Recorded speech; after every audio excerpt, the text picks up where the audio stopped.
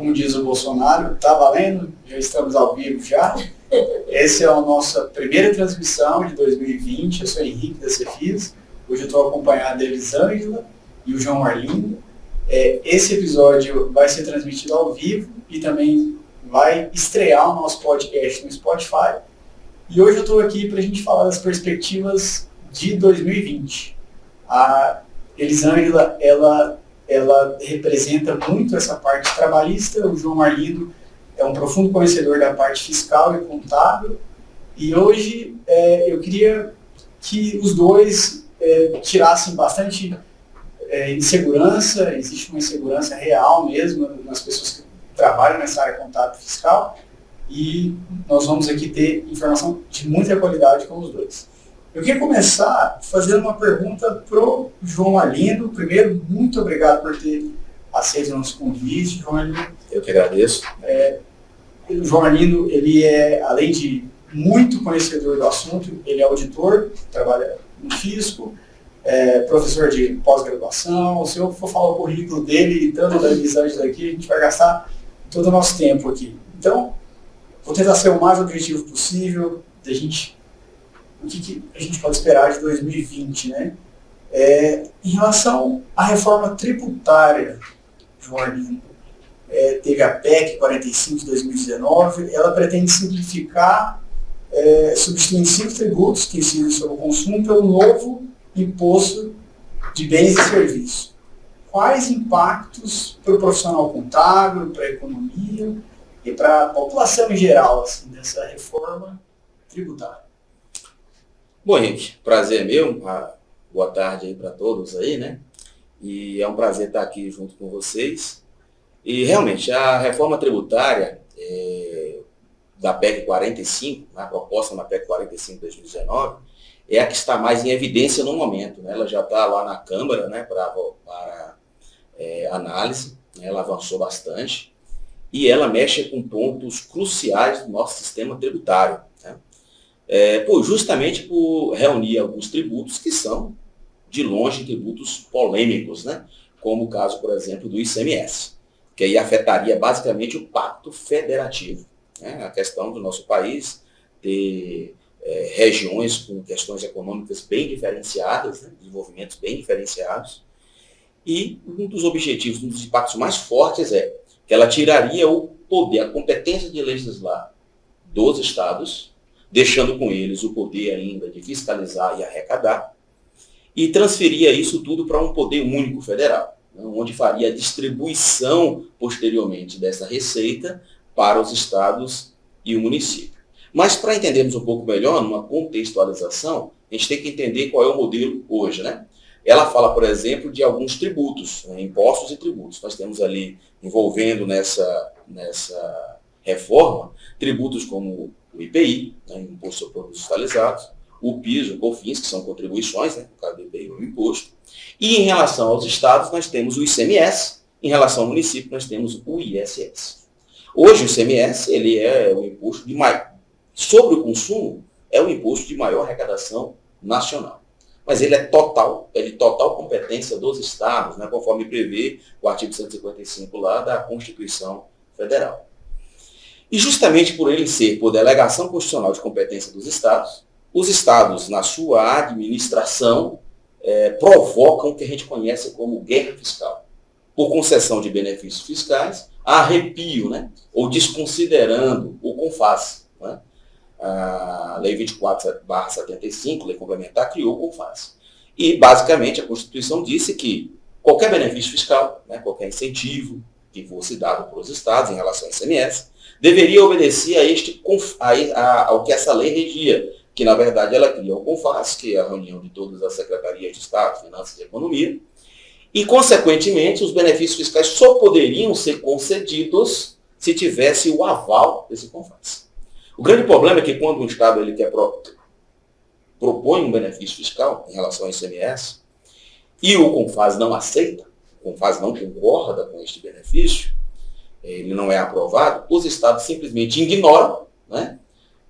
Não se gera um convênio lá, né, que convalidaria aquele benefício, e ele, de sua livre e espontânea vontade, desconsiderando toda a legislação, mas buscando o interesse econômico seu, né, uma defesa da sua economia, e nisso a gente pode falar que é legítimo essa briga, né, por mais que ela seja inconstitucional, mas é legítimo o Estado buscar isso. O que ele faz? Ele faz uma lei estadual, produz aquele benefício fiscal. E aí, muitas vezes, numa operação interestadual, quando é dado aquele benefício fiscal no Estado, seja um crédito presumido ou otorgado, como alguns estados chamam, outros estados criam normas para glosar, não permitir, por exemplo, na sistemática de débito e crédito, que esse outro estado receba aquele crédito. Né? E isso realmente cria um transtorno, e, consequentemente, cria uma complexidade para o ICMS muito grande, porque praticamente cada unidade federada do Brasil tem uma legislação, tem uma regra, né? Com a sua autonomia, com a sua delegação constitucional, e isso causa o quê? Causa uma complexidade muito grande no sistema tributário. Né?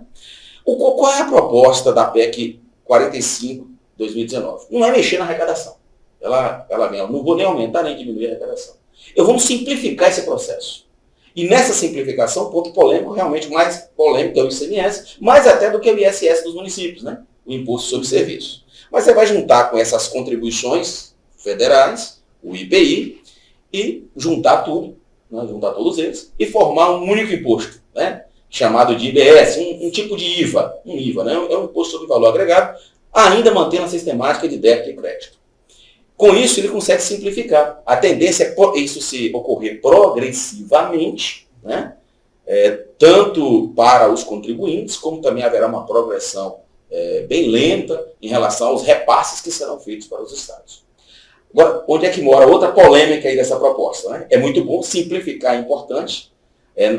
Por exemplo, há estudos que mostram aí que no Brasil gasta-se 2.600 horas só para cumprir obrigações acessórias. Um contabilista no Brasil, um empresário, né, junto com o seu contabilista, o pessoal da área fiscal, 2.600 horas. Se você pegar países de dimensões territoriais como o Brasil, parecidas como a Alemanha, por exemplo, a Alemanha gasta 300 horas por ano. Né? 300 horas. Se você pega, por exemplo, a Alemanha 100 horas, 300 horas aos Estados Unidos, que também tem uma diversidade econômica muito grande. Se pegarmos questões geográficas, por exemplo, como aqui a América Latina, na América Latina, em média, é 500 horas. O Brasil é 2.600.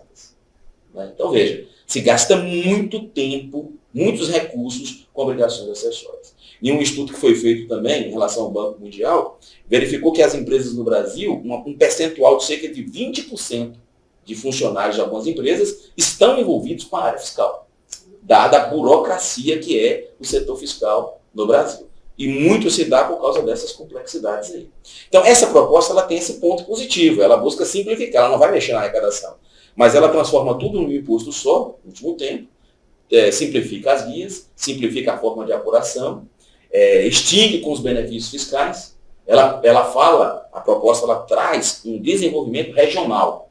Então, em vez de eu dar um benefício fiscal para desenvolver a região do Acre, de Rondônia, não, nós vamos destinar mais recursos para desenvolver as estradas, a infraestrutura, para eles poderem competir com uma certa igualdade.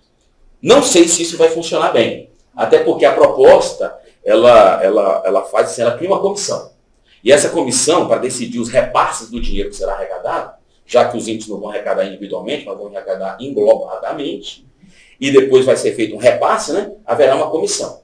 O grande problema é que os estados não gostaram da ideia de que nessa repartição da receita que eles vão receber, a União faça parte, o governo federal faça parte. Porque estaria a União, os estados, o federal e os municípios. Então a proposta do CONCEFAZ, né, o comitê lá dos secretários da Fazenda, beleza, nós aceitamos isso aí, pelo menos é o último posicionamento, mas vamos mudar esse negócio? Tira a União do cálculo do repasse. Na hora de fazer o cálculo para fazer o repasse, a União não participa. Aí, beleza, gente. Então, E como os estados têm muita força, né? Por causa dos senadores, dos seus deputados, lá, então, principalmente por causa do Senado, então os estados têm um poder de barganha forte em relação a isso aí. Então eu acho que essa proposta do jeito que está, ela tem muitas vantagens, mas tudo indica que ela vai sofrer algumas mudanças em relação a essa questão de quem vai decidir o repasse. Perfeito. Então, para quem está preocupado, nervoso, se vai ter alteração de tributo, em síntese, a priori, não teria alteração de tributação, isso seria um ganho de eficiência. O objetivo é diminuir essas 2.000 horas para uma máquina que é feita para servir ao governo ser utilizada mesmo, ganhar eficiência. A priori, eu acho que seria isso. Isso, uma otimização do sistema tributário e da gestão fiscal, né, por parte do governo. E as empresas ganhariam em quê? Em menos burocracia, né? Uma simplificação da burocracia.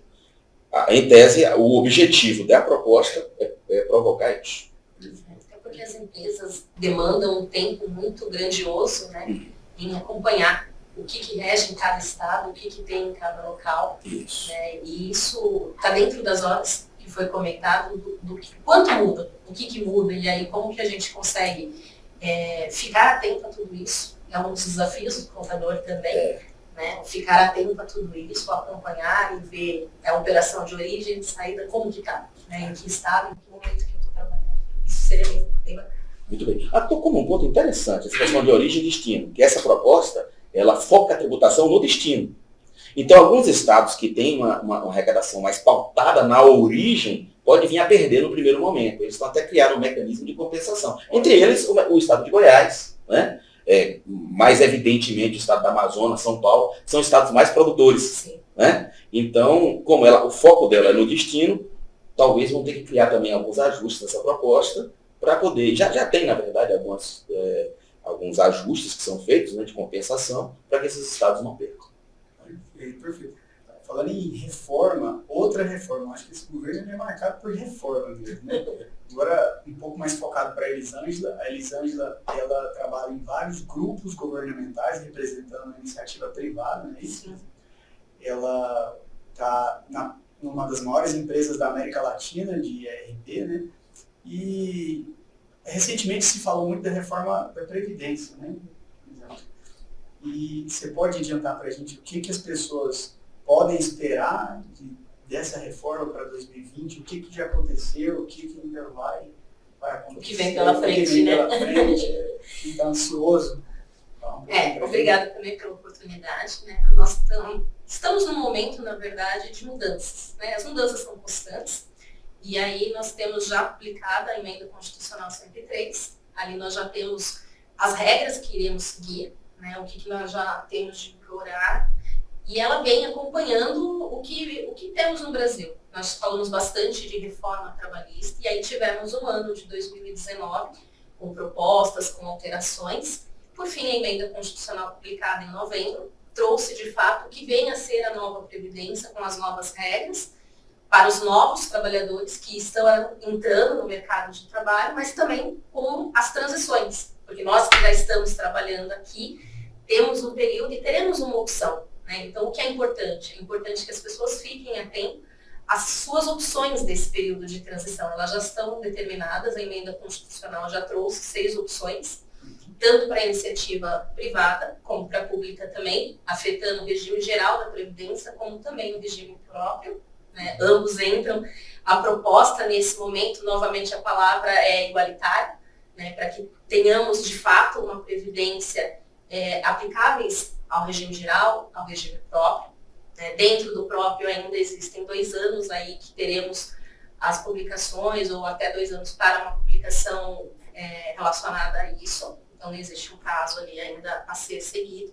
Mas, de qualquer forma, a Emenda Constitucional 103 já trouxe a parte previdenciária, no que diz respeito à aposentadoria, e trouxe também o que nós teremos para quem está na iniciativa privada, uma nova forma de cálculo do INSS. Então, agora, em 2020, é de fato o ano das grandes novidades, é de fato o ano das mudanças, né? É preciso que todos fiquem atentos, porque nós teremos um cálculo do INSS novo. Então, para as empresas aplicarem esse novo cálculo, essa nova forma, nós temos uma transição, a emenda constitucional aprovada, mas o cálculo, de fato, entra em vigor a partir de março de 2020. Né? A sistemática nova apresenta com que eu faça um cálculo de INSS considerando a aplicação em cada faixa do INSS. Então, até hoje, nós olhávamos qual é o valor do salário e contribuição daquela pessoa e aplicávamos as tabelas. Né? No caso do regime geral, considerando 8%, 9% ou 11%. No caso da iniciativa pública, nós tínhamos lá a aplicação de 11%.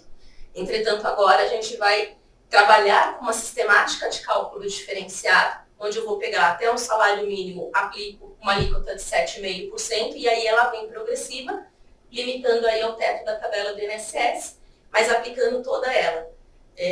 Nós temos uma modificação grande, e aí estrutural em termos de cálculo, em termos de adaptação. Nós temos na parte previdenciária, quando a gente pega uma folha de pagamento, são poucos os trabalhadores que de fato conseguem conferir o seu olerite, aquele desconto que está ali de INSS e de IR, né? E agora nós temos uma mudança nessa forma de cálculo e, consequentemente, teremos muitas mudanças que virão atreladas a tudo isso, né? Nós já temos, as publicações já foram efetivadas, a reforma da Previdência aprovada nesse momento, ainda teremos, com certeza, discussões, teremos itens ainda a serem avaliados, mas hoje ela já está aprovada, né? Com relação ao cálculo do INSS para a folha de pagamento, também já existe uma regra. O governo liberou um site onde nós temos uma calculadora tanto para a aposentadoria. Então, dentro da iniciativa, nós temos o Meu INSS, né, que é um portal gratuito, onde é possível verificar quanto tempo falta para que eu consiga me aposentar, quais são os benefícios, qual é a melhor opção que eu teria. Esse portal já está liberado, então, para tudo ok, tudo liberado, já está disponível para que o trabalhador e o contribuinte consiga fazer o acesso. E ali nós teremos também as regras novas de aposentadoria, né? Então, são ferramentas, e a tecnologia vem nesse sentido para auxiliar, sim, mas são ferramentas já disponíveis, né? Necessário, sim, que cada um entre, verifique. O Meu INSS, por exemplo, você acessa por um portal, acessa também por um aplicativo no seu celular. Então, na palma da sua mão, você consegue muitas coisas hoje em dia, né? Não são apenas as facilidades ou as mídias, mas nós temos também os serviços públicos que estão disponíveis e que podem e devem ser utilizados por todos. Então, para 2020, o tom que as pessoas podem esperar é um tom de união também. A mesma ideologia que está sendo aplicada para a reforma tributária seria a mesma lógica para a reforma. Sim, a ideia é exatamente essa, né? Que seja uma parte mais igualitária, né? Uhum. E aí nós temos algumas tentativas, mas caminha-se muito nesse sentido. E para o profissional de DP, aquele cara que está operacionalizando a folha, ele precisa ficar atento em algum ponto, assim? Em tudo! Ele vai precisar ficar muito atento. Vai mudar, para ele vai mudar. Para ele já irá mudar na prática, né? O que é importante para esse profissional contador? Que ele já comece logo no início a entender essa nossa sistemática de cálculo, não só da aposentadoria, que diz respeito ao contribuinte individual como um todo, mas também a sistemática de cálculo nova. Essa é bastante importante. Que já está vigente. E já está vigente, ela já tem um site também do governo que faz esse cálculo para nós, para que a gente consiga conferir. Como eu comentei, é algo bem novo, né? Então, está mudando como eu faço o cálculo do INSS para descontar lá na folha do meu funcionário. Então, isso é um processo de aprendizagem que vai ser necessário para a sociedade como um todo e que já está disponível. Então, o quanto antes se tem o ganho do conhecimento, melhor esse profissional se destacará de uma forma mais fácil. Bom que aqui a gente tem duas opiniões assim muito específicas, muito técnicas, né? Acho que é um privilégio para quem está ouvindo, quem está assistindo esse material, né? Porque tanto o Arlindo como a Elisângela são pessoas que têm um conhecimento muito profundo mesmo da área, né? Então a gente está tentando, ao mesmo tempo, ser técnico, mas também dar um overview mesmo sobre a situação. Falando, é muita coisa mesmo nova, mas tem algumas mudanças, João Arlindo, como o Simples Nacional, que é quase que uma correção, né? Todo ano o governo ele meio que tenta fazer essa correção e tal. Tem anos que existem mudanças mais abruptas. Para 2020, teve alguma novidade assim, muito significativa em relação ao Simples Nacional?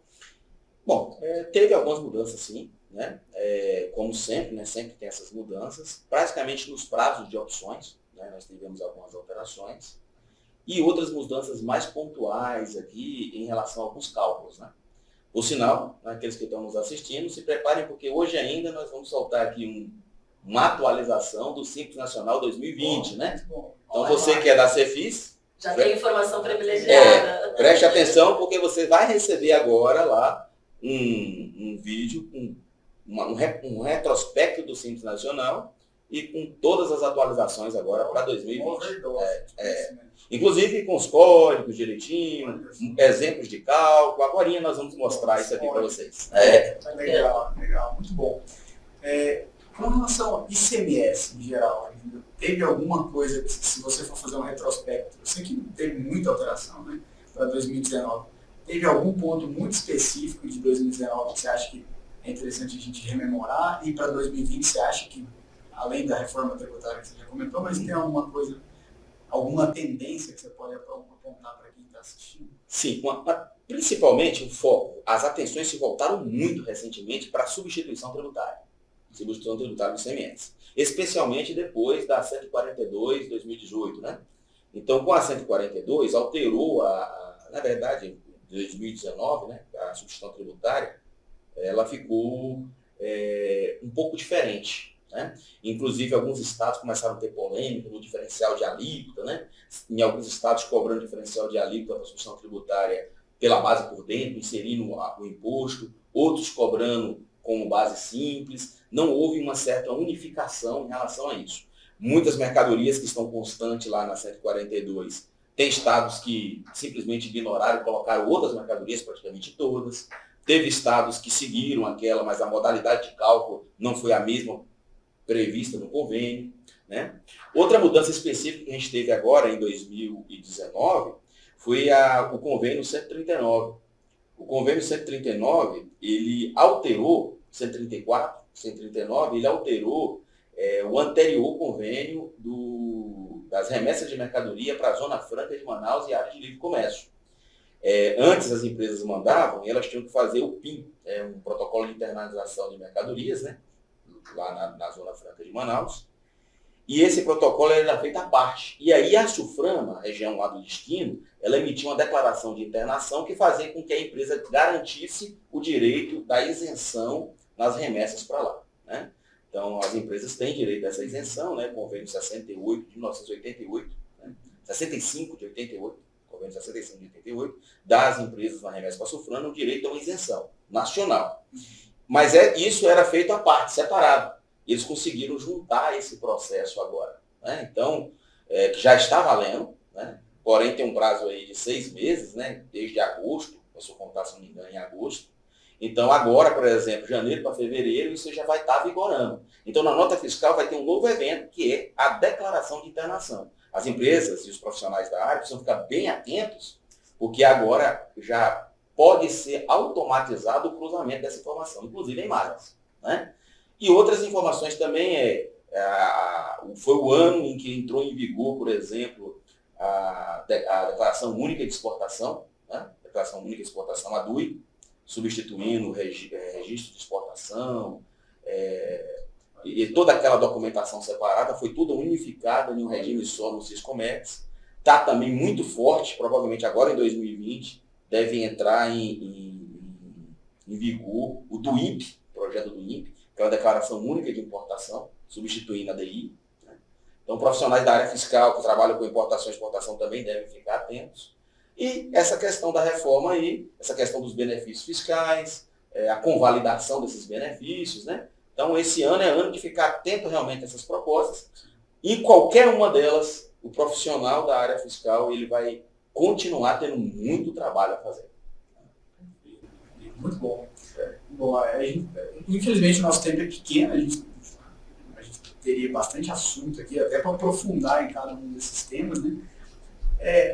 A Elisângela, ela, até agora há pouco, a gente gravou um treinamento aqui na Cefis sobre o contrato verde-amarelo e uma medida provisória que muita gente tem chamado aí de mini reforma trabalhista, né? A MP 905, né? A MP 905. Você pode falar para a gente o que ela já alterou e o que ainda está previsto? A gente ia comentar mais cedo que você disse que muita coisa ainda vai ser alterada, eu não lembro o número direito, mas você falou que tem não sei quantas alterações aí. A MP ela está extensa, né? Ela também já está aplicada. Ela traz a partir de janeiro agora, entra em vigor, o contrato verde e amarelo. Né? Então, a modalidade de contrato verde e amarelo tem um foco em específico, que são os jovens, né? entram como modalidade verde e amarelo, o foco é dar a oportunidade desses jovens adentrarem ao mercado de trabalho. Então, está focalizado entre 18 e 29 anos de idade, né? Tem diversos benefícios para o empregador. Então, essa modalidade do contrato começa a valer agora em janeiro de 2020. O contrato vigora por 2 anos. Contratando nesta modalidade, o empregador não tem a contribuição patronal dos 20% da Previdência, não tem o sistema S, o fundo de garantia é reduzido de 8% para 2%. Então, em termos de uma vantagem para a parte patronal. Em contrapartida, este funcionário que não consegue entrar no mercado, né, nós temos aí em 2019 diversas reportagens, o mercado XPTO abriu oportunidade, formam-se filas intermináveis dando a volta no quarteirão para qualquer vaga, para qualquer momento, né? Então, o contrato verde e amarelo tem uma especificidade que é relacionada a esse jovem, porém, ele também tem alguns limites. Por exemplo, eu entro com essa contratação assegurando o salário mínimo e meio. Né? Esse salário mínimo e meio, junto com o salário, eu pago férias e 13º mensalmente, assim, muito semelhante com o que nós temos com o contrato intermitente, mas ele tendo um prazo de início e fim. Ele irá vigorar por 2 anos dentro deste contrato, podendo esse trabalhador continuar na empresa e, nesse caso, passaria um contrato indeterminado. Tá? Mudaria esse tipo de contrato. A MP não é só o contrato verde e amarelo, ele sim é um dos itens grandiosos, mas ela altera itens do INSS, ela altera a CLT, temos muitos pontos de discussão, como por exemplo o trabalho ao domingo, né, que já foi, na casa já teve diversas discussões quando a gente falou de reforma trabalhista, é um ponto bastante polêmico, independente do que a gente tenha a analisar, mas é um ponto muito polêmico. Esta MP tem 930 emendas. Significa que ela não tem não é unânime o que está ali colocado. Nós temos, por um lado, uma oportunidade para um jovem, por outro lado, o que nós temos de garantias de direitos trabalhistas?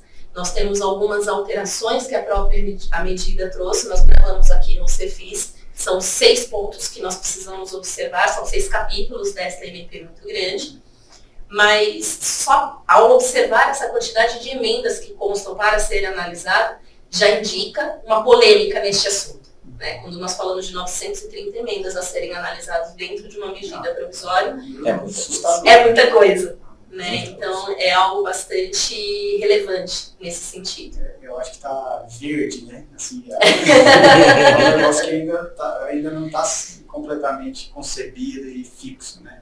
Quando a gente fala de medida provisória, né, e aí para os contadores, para a parte patronal, ela entra em vigor, é possível sim a aquisição agora, a admissão no contrato verde e amarelo. Temos regras de cálculos que precisam, como eu comentei aqui, ser observadas, porque nós temos diferenças quando nos tratamos do verde e amarelo, mas nós temos aqui uma condição de medida provisória. Então, quando a gente entra para a parte da iniciativa privada, ela vai prevalecer e se ela não convertida em lei, ela perde a sua eficácia. Né? Então, o trabalhador contratado, o que acontece com ele no momento em que perde a sua eficácia? Ela valeu, então ela permanece. No período em que ela iria vigorar e esse contrato válido por 2 anos irá permanecer. Entretanto, é necessário aí uma atenção, de uma forma geral, com tudo que vem ali dentro. Então, nós temos alterações que regem CLT, alterações que regem a parte previdenciária também ali dentro, né? Temos a instituição de quem é o auditor que está responsável por quais fiscalizações, e uma coisa muito, muito detalhada que consta na MP é com relação às multas também. Então, ali nós temos uma determinação de quanto será aplicado quando for uma multa média, alta ou gravíssima. E aí nós já temos o que deve ser aplicado, o que são monetariamente. Então, isso já está bem declarado, bem detalhado. Isso é algo que sempre ficou muito obscuro, né? E agora nós temos uma clareza através dessa medida. Talvez até diminuir o risco Brasil, né? É bastante. Você consegue alocar um recurso, eu conheço algumas empresas que alocam recursos já prevendo passivo Sim. trabalhista, né? Então ele já sabe quanto que precisa pôr. Existem algumas clarezas que Prudente, irão né? facilitar e existe uma prudência muito necessária também. Né? Perfeito. E isso é interessante porque inicialmente eu realmente achava que essa medida provisória só tratava do contrato verde e amarelo. Mas porque ele é o que está sendo mais falado, mas ela é dividida em 6 capítulos.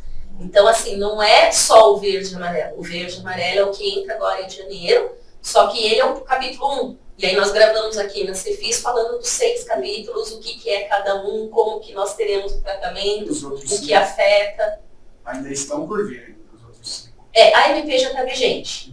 Tá? Então nós já tivemos a sua publicação, ela já tem, dentro da própria medida provisória, tem itens que já foram abarcados por legislações publicadas. Então, por exemplo, se eu não me engano, na época do plano Collor, foi instituído, quando eu faço uma rescisão, existe uma multa de 40% a ser aplicada do FGTS e 10% que ia para o governo. Esse 10% foi retirado através da MP 905. Tá? Então, esse custo que era de 50% numa demissão sem justa causa, volta a ser 40%. E isso já teve uma lei posterior que já efetivou. Então, independente da MP andar ou não, né, ela realmente se transformar e convertida em lei ou não, nós já temos vigência, ela já começou e já temos item valendo. Dentre os itens da MP, nós podemos falar também da carteira de trabalho. Né? Já é uma realidade bastante divulgada, mas a carteira profissional, ela deixa de ser papel e passa a ser digital. Novamente, é algo já liberado, né? Então, se você baixar hoje no seu celular, independente de ser Android ou iOS, nós já temos o aplicativo da carteira profissional digital e ele já está ativo. Então, nós já temos hoje alguns benefícios aos empregadores que estão no e-social, né? Porque essa atualização para o aplicativo vem através do projeto do e-social. O empregador vai fazer o envio das suas informações e elas irão refletir na base do CNIS e automaticamente atualiza-se o aplicativo que fica na mão do seu trabalhador. Você falou de e-social, né? Eu sei que o nosso tempo agora realmente está muito curto, mas e-social vai acabar ou não? Não, pelo amor de Deus. A gente trabalhou tanto para deixar em pé, para fazer funcionar. Esse tema do e-social vai acabar, ele surgiu quando nós falávamos da MP 881, que ela foi convertida já na Lei da Liberdade Econômica. Existia um artigo dentro da MP que falava da extinção do e-social e do bloco K. Com a publicação da lei, realmente, quando convertida, não temos o termo extinção e sim simplificação. O e-social não irá deixar de existir, até porque se deixasse de existir, nós teríamos que começar a trabalhar em outra plataforma qualquer. Não iria nos jogar por terra tudo o que aconteceu. Então, em termos previdenciários, as empresas do primeiro e segundo grupo já utilizam a DCTF Web e ali nós já temos a compensação cruzada, onde a empresa já consegue se creditar de itens de créditos que não sejam previdenciários para abater as suas dívidas previdenciárias. Né? Então, a compensação cruzada ela já é uma realidade, ela já funciona. E se a gente extingue o e-social, eu corto como que essa informação chega no governo. Então, ele não iria morrer por si só. E sim, teríamos que começar a trabalhar em alguma outra coisa. Substituto. Mas não. Tranquilo, a Lei da Liberdade Econômica não veio com a extinção do e-social. O que é certo em 2020, sim, teremos uma simplificação do e-social, ela já começou em 2019. Né? A nota técnica 15 do e-social já trouxe uma primeira fase do que se chama a simplificação. E agora, em 2020, nós teremos um novo layout com um novo e-social. Esse novo e-social vai entrar em vigor, a gente já tem novo cronograma, ganhamos um presente aí de Natal, né? Tivemos uma publicação realizada no dia 24 de dezembro, então já temos tudo direitinho, recentíssimo. Muito bom, fantástico. Para a gente finalizar, eu queria ouvir opiniões e perspectivas de cada um. Né? Um profissional que trabalha tanto na área contábil, fiscal, trabalhista, ele tem sido alvejado de todos os flancos, assim. Tem um flanco tecnológico, a gente tinha comentado aqui um pouco mais cedo, né? existe a revolução tecnológica em todas as áreas profissionais, claro, mas a área contábil, fiscal e trabalhista, ela tem sido um foco muito grande, assim, em especial, e muita gente tem ficado muito preocupada, né, os profissionais dessa área têm acompanhado bastante, que estão bem ansiosos, aflitos, e minha carreira, o que vai acontecer com minha carreira, eu vou perder meu trabalho. Pouco tempo atrás foi publicado que a profissão de contador ia ser extinta, muita gente ficou assim, agora, o que eu vou fazer? E fiquei desempregado, né? Fiquei desempregado, tudo que eu aprendi é social e etc, eu vou fazer o quê? E no outro flanco, sem ser o tecnológico, o outro é, recentemente agora, as mudanças da legislação têm tomado uma velocidade que eu acho que já era alta, mas reforma trabalhista, reforma tributária, o que esse profissional que está ansioso, esse cara que está assim, ansioso em todas as vertentes, né?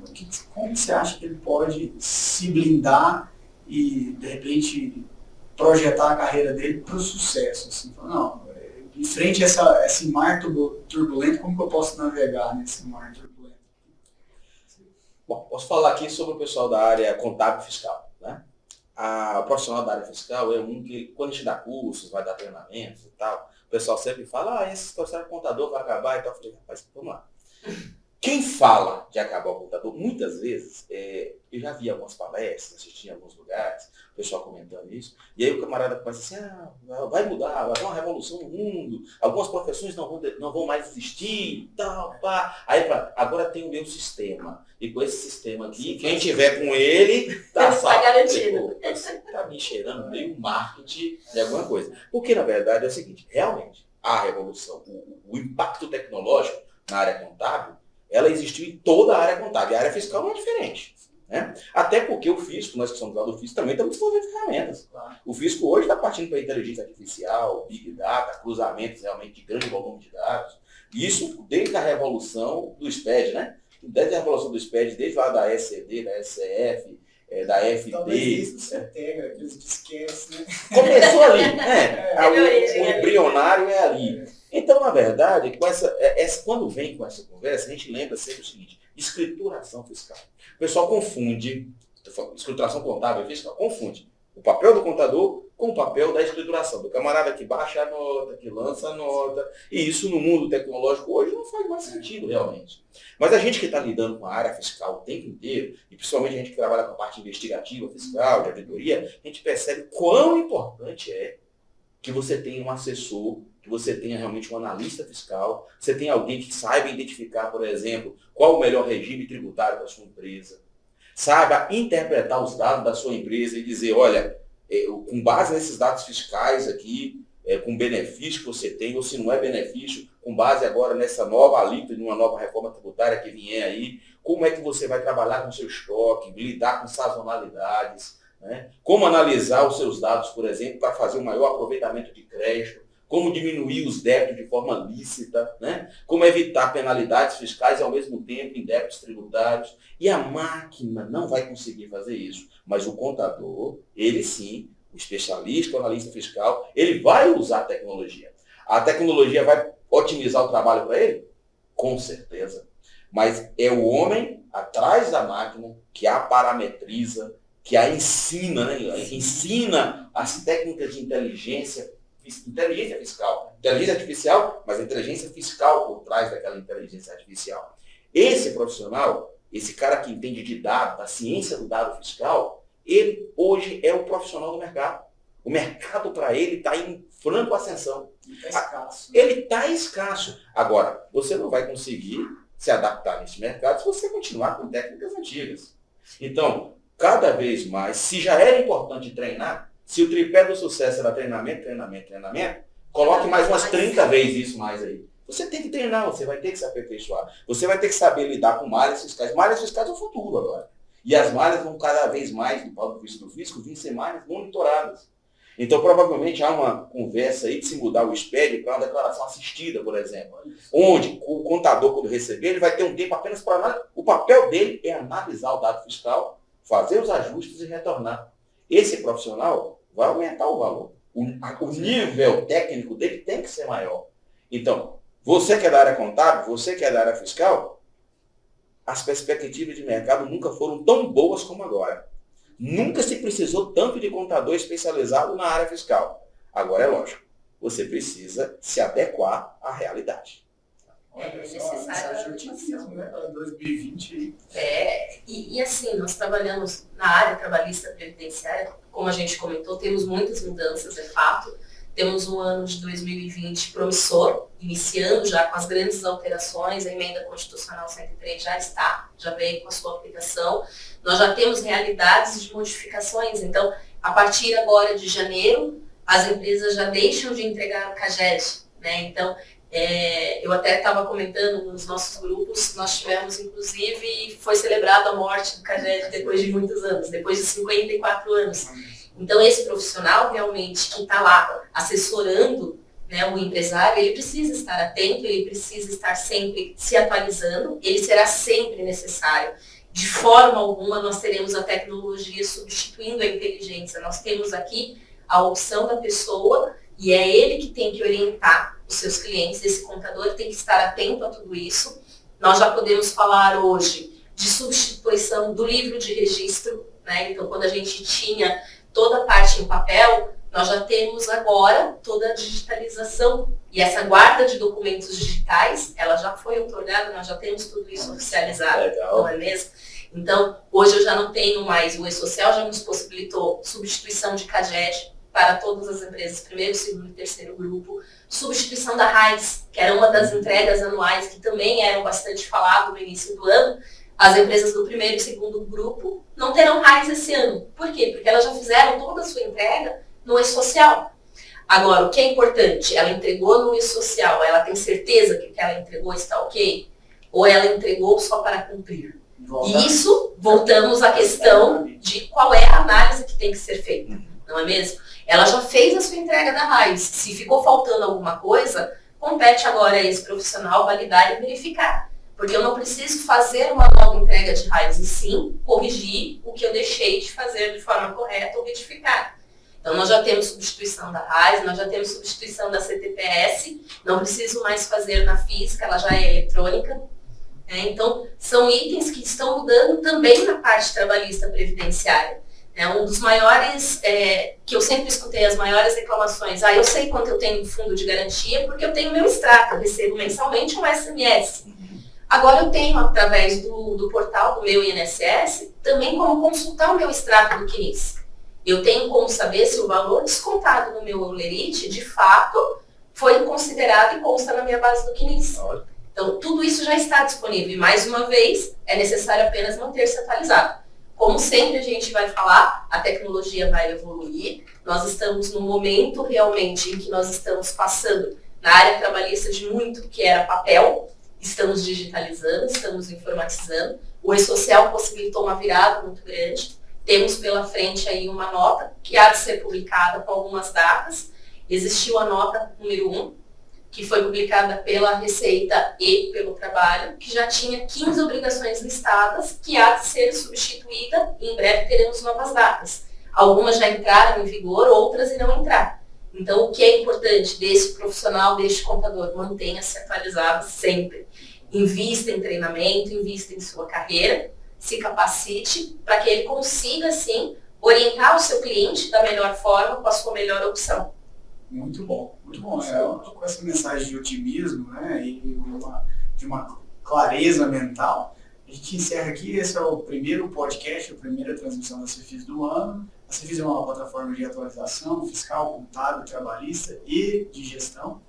E espero que, se você tem intenção de se capacitar, atualizar, se manter atualizado, você pode acessar cefis.com.br e ter uma overdose mesmo de informações com o Arlindo, a Elisângela e um time de feras mesmo. E pessoas com muito, muito conhecimento mesmo estão lá para poder te ajudar nessa jornada. Então, feliz ano novo para todo mundo. Muito obrigado, muito obrigado. Obrigado a vocês. Feliz 2020. Até a próxima, gente. Até Obrigada. mais.